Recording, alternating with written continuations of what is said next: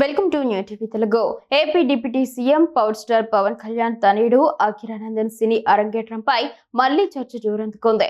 Akira entry ఎప్పుడు, ఎవరి దర్శకత్వంలో అనే ప్రశ్నలు గత కొంతకాలంగా ఫిల్మ్ నగర్ లో హాట్ టాపిక్ గా మారాయి. ఇప్పుడు ఈ చర్చలో టాలెంటెడ్ హీరో డైరెక్టర్ అడ్విశేష్ పేరు వినిపించడం ఆసక్తిని మరింత పెంచుతోంది.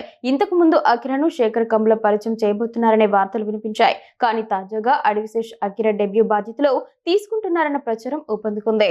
అకిరాతో శేష్కు ఉన్న సాన్నిహిత్యం ఈ వార్తలకు బలం ఇస్తోంది. ముఖ్యంగా రైటర్స్ బ్లాక్ షార్ట్ ఫిల్మ్కు అకిరా సంగీతం అందించినప్పుడు శేష్ మద్దతుగా నిలిచారు. ఆ అనుబంధం ఇప్పటికీ కొనసాగుతోంది. క్షణం, గూఢాచారి, మేజర్ వంటి చిత్రాలతో తనదైన ముద్ర వేసిన అడ్విశేష్ అకిరా కోసం ప్రత్యేకమైన వైవిధ్యమైన కథ సిద్ధం చేస్తున్నారనే టాక్ వినిపిస్తోంది.